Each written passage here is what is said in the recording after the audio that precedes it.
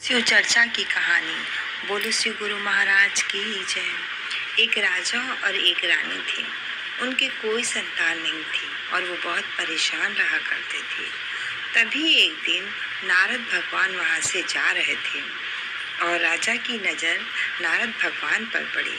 उन्होंने उनको प्रणाम किया और पूछा कि राजन कि नारद मुनि आप कहाँ जा रहे हैं। तो नारद मुनि ने कहा कि मैं शिव भगवान जी के पास जा रहा हूँ। तब राजा ने कहा कि आप शिव भगवान से मेरी एक प्रार्थना कहिएगा और कहिएगा कि मेरे कोई संतान नहीं है और मैं निर्वंश हूँ। मेरा वंश कैसे आगे बढ़ेगा, इसका कोई उपाय बताएं। तो उन्होंने कहा ठीक है। फिर नारद भगवान शिव भगवान के पास गए और उनसे उस राजा के बारे में सब कुछ बताया। शिव भगवान ने कहा कि उस राजा के भाग्य में कोई पुत्र है ही नहीं, वो निर्वंश ही रहेगा। तो उसने वो आए वहाँ से और आते समय राजा उनका इंतज़ार कर रहे थे कि अब तो नारद मुनि वहाँ से आएंगे तो मेरी सवाल का समाधान होगा। तो वो आए और उन्होंने उनसे पूछा। राजा ने उनको देखा, बोला क्या बात है, आप इतने उदास क्यों लग रहे हैं नारद मुनि जी, और आपने शिव भगवान जी से मेरी बात कही। तो उन्होंने कहा हाँ राजा, मैंने शिव भगवान जी से कही, लेकिन शिव भगवान ने कहा है कि आपके भाग्य में कोई भी संतान है ही नहीं। तो उनको बहुत दुख हुआ और इतना कह के नारद भगवान जी चले गए और सोचने लगे कि अरे, और राजा इधर बहुत दुखी हो गया। दुखी मन से वो अपने राजकाज में लगा रहा। फिर एक दिन एक फकीर आया। रानी अपनी बालकनी पे खड़ी थी तो उसने एक फकीर की आवाज़ सुनाई दी। फकीर बोल रहा था कि जो हमें एक रोटी खिलाएगा उसे मैं एक बच्चा दूंगा, और जो मुझे 2 रोटी खिलाएगा मैं उसे 2 बच्चा दूंगा, और जो मुझे 3 रोटी खिलाएगा मैं उसे 3 रोटी दूंगा, और जो मुझे 4 रोटी खिलाएगा मैं उसे 4 बच्चा दूंगा।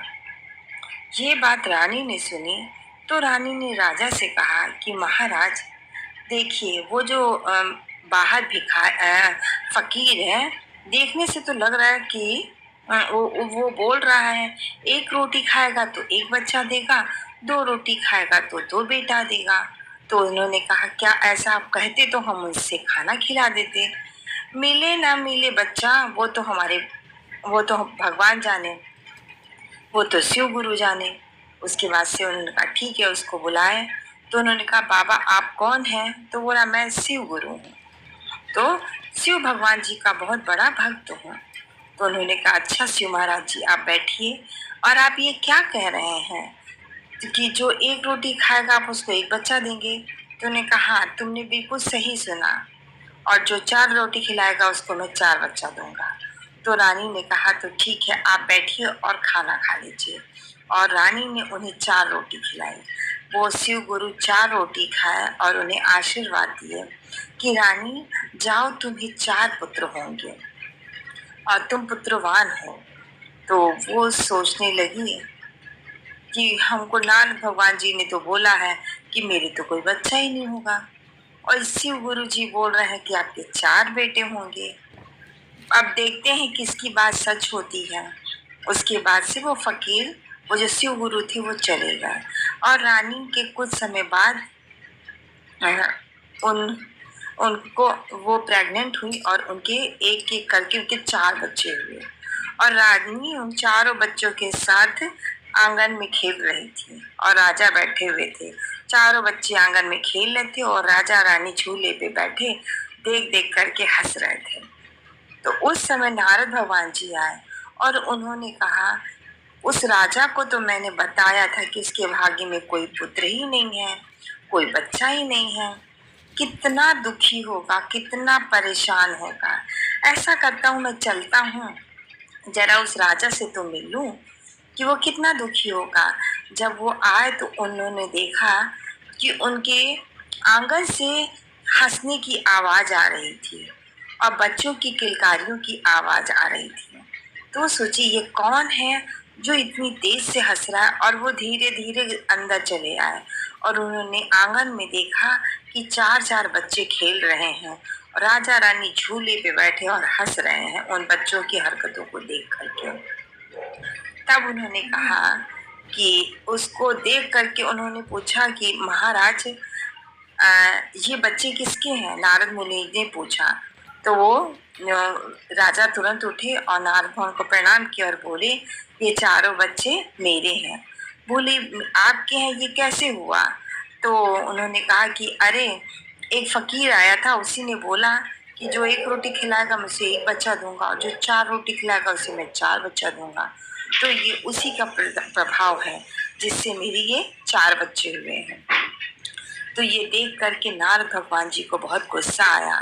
बोले भगवान शिव भगवान ने मुझसे कितना बड़ा झूठ बोला, मैं इस राजा की नजरों में गिर गया। अब तो मैं श्री भगवान से लड़ाई करूंगा कि उन्होंने मुझसे झूठ क्यों बोला। और इस तरह से वो तुरंत उसी समय शिव भगवान जी के पास गए। जब वो उनके महल तक पहुंचे तब तक वो शिव भगवान जी समझ गए कि नारद मुनि गुस्से में आ रहे हैं। तो उन्होंने पार्वती जी से कहा कि जाओ तुम दरवाजे पे खड़ी हो जाओ और जब नारद भगवान जी आएंगे तो आप उनसे यही कहिएगा कि अभी आप भगवान जी से मिल नहीं सकती हैं क्योंकि उनके पेट में बहुत तेज से दर्द हो रहा है और जब वो कोई उपाय बताएंगे कि उनका पेट दर्द कैसे ठीक होगा तो तुम ये बात कहना। तो उन्होंने कहा ठीक है।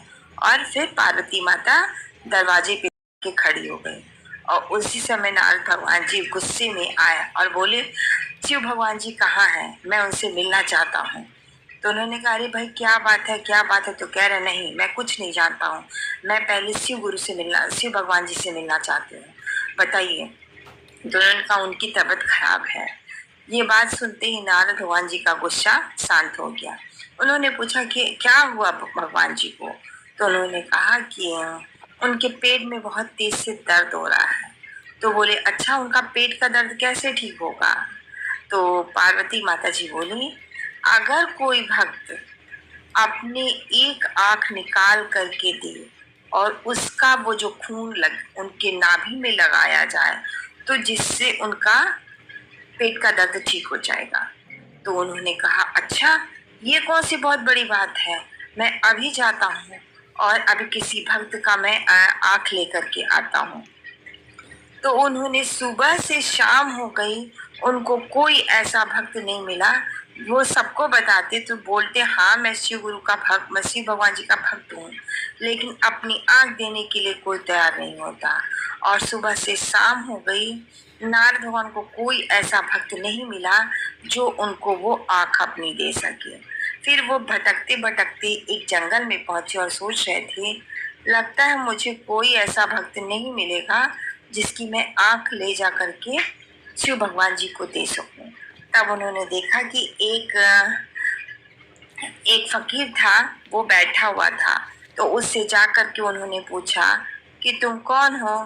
तो कहा मैं शिव भगवान जी का भक्त हूँ।